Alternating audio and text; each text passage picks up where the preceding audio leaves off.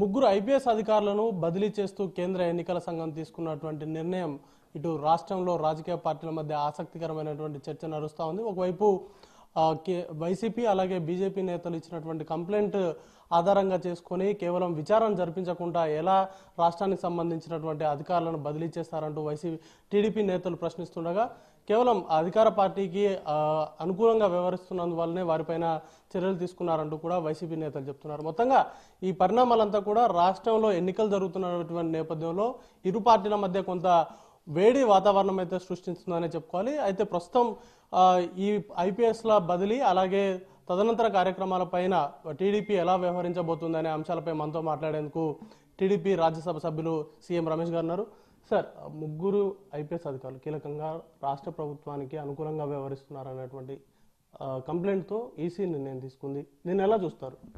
Complaint ఇచ్చింది ఎవరు? YCP. ఇంకొక వాళ్ళు ఇచ్చిన తర్వాత వెంబడి 5 నిమిషాల తర్వాత బీజేపీ వాళ్ళు. ఆ లెటర్ హెడ్లు వేరే తప్పితే లోపల ఉండే కంటెంట్ అంతా కూడా సేమ్ టు సేమ్.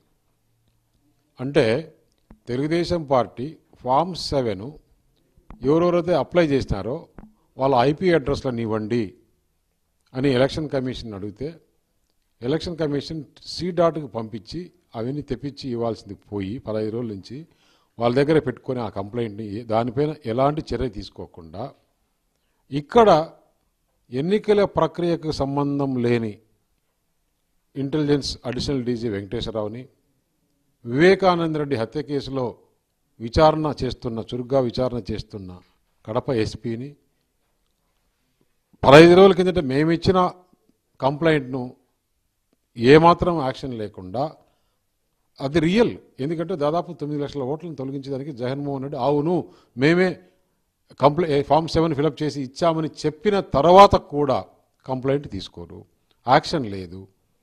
ఇక్కడ మాత్రం బీజేపీ వైసీపీ ఇద్దరు లెటర్ హెడ్లు వేరు, కంటెంట్ ఒకటే. వాళ్ళు చేసిన దానిపైన ప్రాథమిక విచారణ కూడా లేకుండా, స్టేట్ గవర్నమెంట్ని అడగకుండా, అక్కడ ఉండే స్టేట్ ఎలక్షన్ కమిషన్ అడగకుండా, ఏదైతే విజయసాయిరెడ్డి ప్రధానమంత్రి హోదాలో ఆర్డర్స్ ఇచ్చినట్లు ఆయన కంప్లైంట్ ఇచ్చేస్తే ఎలక్షన్ కమిషన్ చూసాం.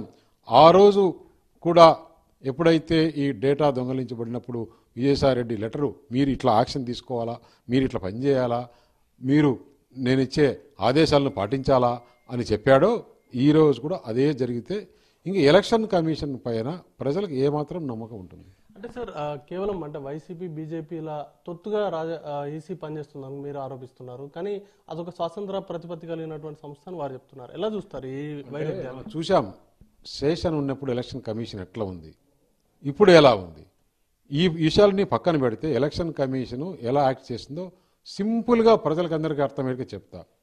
భారతదేశంలో బీజేపీ ఇతర పార్టీలు తప్పితే దాదాపు 65% ఓటు బ్యాంక్ ఉండే పార్టీలు అన్నీ కూడా 23 పార్టీలు ఎలక్షన్ కమిషన్కు మొత్తం పార్టీ లీడర్స్ అంటే అధినాయకులే, పార్టీ హెడ్స్ చంద్రబాబు నాయుడు కానీ, శరద్ పవార్ కానీ, రాహుల్ గాంధీ కానీ, ఇటువంటి లీడర్లు అందరూ పోయి ఏ పార్టీకి అధినాయకులు ఉంటారో వాళ్ళందరూ పోయి ఎలక్షన్ కమిషన్కు వీవీప్యాట్స్ 50% కౌంటింగ్ చేసిన దానివల్ల ఎలాంటి ఆర్థిక భారం పడదు, ఎందుకు చేయకూడదు, మీరు చేయాలి, మీరు చేయలేని పరిస్థితి ఉంటే మాకు వివరణ చెప్పండి అని చెప్తే వాళ్ళు మేము చూస్తాం, పరిశీలిస్తాం, మేము మీకు త్వరలో చెప్తాము అని చెప్పకుండా ఉంటే ఇదే 23 పార్టీలు సుప్రీంకోర్టులో ఫైల్ చేస్తే సుప్రీంకోర్టులో అవును వాళ్ళు వచ్చి అడిగినప్పుడు మీరు యాక్ట్ చేయకుండా పోతే కోర్టు యాక్ట్ చేయాలని నిన్న కామెంట్ చేసింది. మళ్ళీ 28వ తారీఖు వాయిదా వేసింది. అంటే ఎలక్షన్ కమిషన్ ఏ విధంగా పనిచేస్తుంది అనేది మనకి ఇప్పుడు అర్థమైంది. ఎందుకంటే ఎలక్షన్ కమిషన్లో కూడా మళ్ళా మొత్తం గుజరాత్ నుంచి తెచ్చుకున్నాడు. ఆయన ఇంతకుముందు ఇన్కమ్ ట్యాక్స్ సిబిడిటీగా ఉండి మొత్తం యావత్ భారతదేశంలో ఏం చేశాడో మనం చూస్తున్నాం.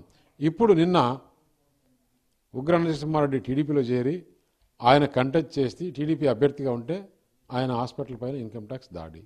అంటే ఏంటి, ప్రభుత్వానికి ఎవ్వరు వ్యతిరేకంగా ఎలక్షన్లో కంటెస్ట్ చేస్తే వాళ్ళను ఫినిష్ చేయాలనే ఉద్దేశం అయితే ఇంకా మనకి ఎక్కడ ప్రజాస్వామ్యం ఉంది, ఎక్కడ కాన్స్టిట్యూషన్ ఉంది?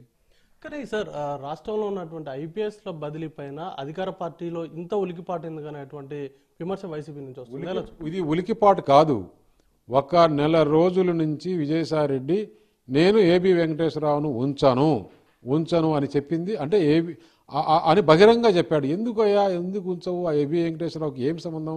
ఆయన ఎలక్షన్ ప్రక్రియలో సంబంధం లేదు కదా, ముఖ్యమంత్రి భద్రత తీసుకుంటాడంట కదంటే ఆయన కేవలము చంద్రబాబు నాయుడు సామాజిక వర్గానికి సంబంధించినవాడు కాబట్టి ఉంచాము అంటే విజయసాయిరెడ్డి ఒక 12 కేసుల్లో ఉన్న ముద్దాయి ఆయన చెప్పింది ఈరోజు ఎలక్షన్ కమిషన్ వేదంగా తీసుకుంటుందంటే ఎక్కడ పోతుంది భారతదేశం? ఎలక్షన్ ఎందుకు? మీరే నామినేట్ చేసేసుకొని ఇక్కడ వీళ్ళని పెట్టాం, అక్కడ వాళ్ళని పెట్టామని చేయండి. ఎలక్షన్ ప్రక్రియలో భాగంగా మీరు ఈ మాదిరి ఇంత అడ్డగోలగా విజయసాయిరెడ్డి చెప్పిన నిర్ణయాలు తీసుకుంటే అంటే ఇంక భారతదేశంలో ప్రజాస్వామ్యం లేదా? చాలామందిని చూసాం. కాకపోతే ఆంధ్రప్రదేశ్ ప్రజలు చాలా తెలివైన వాళ్ళు. వీళ్ళు చేసే ఎంత ఎక్కువ చేస్తే ఆ బాల్ బౌన్స్ బ్యాక్ అవుతుంటారు కదా, అలా అవుతుంది. సార్, ఇప్పుడు మీరు వివేకానంద రెడ్డి హత్య పైన విచారణ జరుపుతున్నటువంటి ఎస్పీ పైన బదిలీ వేటు వేశారన్నట్టు ఆరోపణ చేస్తున్నారు. కానీ వైసీపీకి సంబంధించినటువంటి అంటే వివేకానంద రెడ్డి కూతురు కూడా బాధితులం మేము, మా పైన నిందలు వేస్తున్నారనేటువంటి ఆరోపణలు చేస్తున్నారు. అలాగే ఆదినారాయణ రెడ్డిని కాపాడే దిశగానే చంద్రబాబు నాయుడు ప్రయత్నాలు ఉన్నాయని కూడా వాళ్ళు ఆరోపిస్తున్నారు. ఎలా చూస్తారు ఈ ఆరోపణలు? సిగ్గు లేకుండా మాట్లాడితే అసలు జరిగింది ఎక్కడ? వివేకానంద రెడ్డి ఇంట్లో. కంప్లైంట్ ఇచ్చింది ఎవరు? కంప్లైంట్ ఇవ్వకుండా దాచిపెట్టాలా, ఫ్రీజర్ కూడా తీసుకుని వచ్చి ఆయన క్లీన్ చేసి బెడ్షీట్లో కట్టేసి దెబ్బలు కనపడకుండా చేసి ఇదంతా చేస్తే ఇదే వివేకానంద రెడ్డి డాక్టర్ హైదరాబాద్ నుంచి ఫోన్ చేసి ఆ పిఏ కృష్ణారెడ్డికి నువ్వు గట్టిగా కంప్లైంట్ ఇస్తావు అని చెప్పేసి అప్పుడు ఆమె సిఏ కంప్లైంట్ ఇస్తే దాని తర్వాత ఇదంతా జరిగింది. క్లీన్ చేసింది ఎవరు? వాళ్ళ ఇంట్లో మొత్తం రాజశేఖర్ రెడ్డి కాదు, వివేకానంద రెడ్డి కుటుంబంలో ఉండే సభ్యులు వాళ్ళందరూ మొత్తం వారి కుటుంబానికి, వారి బంధువులు, వారి స్నేహితులు, వాళ్ళకి కావాల్సిన వాళ్ళే మొత్తం క్లీన్ చేసి అంటే ఎవిడెన్స్లన్నీ క్లీన్ చేసి డెడ్ బాడీని ఉన్నప్పుడు ఎవరు తగలకూడదు, ఫస్ట్ పోలీస్ పోవాలా చేయాలా, దాని అంతా క్లీన్ చేసేసి కుట్లేసి దుప్పట్లో కప్పేసి బెడ్షీట్లు మార్చేసి అన్నీ చేసింది మీ కుటుంబ సభ్యులే కాదా? ఫస్ట్ మీరు ఒకసారి క్లానికానికల్గా చూడండి. సునీతమ్మ ఏదైతే ఫస్ట్ ప్రెస్ మీట్ వేంపల్లిలో పెట్టింది, దాని తర్వాత హైదరాబాద్లో ఏ విధంగా పెట్టింది, ఈరోజు ఏ విధంగా పెడుతుంది. మీ ఇంట్లో మీరు అక్కడ ఏం జరిగిందో ఏం చేసుకున్నారో బయట సమాజానికి సంబంధం లేదు. అక్కడ జరిగినప్పుడు దీన్ని హార్ట్ అటాక్గా క్రియేట్ చేసింది మీరా కాదా? హార్ట్ అటాక్గా క్రియేట్ చేసి దాని డెడ్ బాడీకి క్లీన్ చేసి దాన్ని కుట్లేసి దానికి బ్యాండేజ్ కట్టి దాని దుప్పట్లో కట్టి ఈ ఫ్రీజర్ కూడా తెప్పించుకొని సహజ మరణము అక్కడ జరిగింది కత్తిపోటు అయితే మీరు గుండెపోటు అని చెప్పి చిత్రీకరించింది మీరు కదా? ఇవన్నీ సునీత మాకు తెలియదా? కాకపోతే వాళ్ళు ఆమె చెప్పింది మాది చాలా పెద్ద కుటుంబం, మేమంతా కలుస్తామని. అందరూ కుటుంబ సభ్యులు ఇప్పుడు ఆమెను ప్రెజర్ చేసి ఎలక్షన్స్లో మనకు చెడ్డ పేరు వస్తుందమ్మా, ఎలక్షన్స్ అయిపోయినాక చూసుకుందాం, అన్న ముఖ్యమంత్రి కావాలా, ముఖ్యమంత్రికి నువ్వు చెప్పే ప్రెస్ మీట్లో ఇవన్నీ చాలా ఇబ్బందులు వస్తున్నాయి అని మాట్లాడుకునేది వాస్తవం కాదా? సార్, చివరంగా ఈ ఐపీఎస్ల బదిలీ పైన మీరు ఏ విధంగా న్యాయ పోరాటం చేయబోతున్నారు? అలాగే ఎలక్షన్ కమిషన్ కూడా కలిసే అవకాశం ఉంది. ఎన్ని గంటలకు కలుస్తున్నారు? ఎన్ని రకాల చేయాలనో, ఏ విధంగా అయితే ఈ అక్రమాలను బయటపెట్టాలనో యావత్ భారతదేశం చెప్తాము, ప్రజలకు చెప్తాము. ఫైనల్గా ప్రజలు అంతిమ న్యాయ నిర్ణేతలు. అలాగే ఈరోజు లంచ్ మోషన్లో అక్కడ వేసినట్టు మేము టీవీలో కూడా చూసాము, అక్కడ వేస్తాము, ఎలక్షన్ కమిషన్కి చెప్తాము, ప్రజలకు చెప్తాము, ఇంకా అవసరమైతే సుప్రీంకోర్టు కూడా వెళ్తాం. ఇది మొత్తంగా చూసుకున్నట్లయితే ఐపీఎస్ల బదిలీ పైన అవసరమైనంత మేరకు న్యాయ పోరాటం చేస్తాము. అలాగే కేవలం వైసీపీ, బీజేపీ చెప్పు చేతల్లోనే కేంద్ర ఎన్నికల కమిషన్ పనిచేస్తుందనేటువంటి అనుమానాలతో పాటు ఆరోపణలు కూడా టీడీపీ వైపు నుంచి వస్తున్నాయి. Video journalist అరుణ్తో Madar AP 24/7 news, New Delhi నుంచి.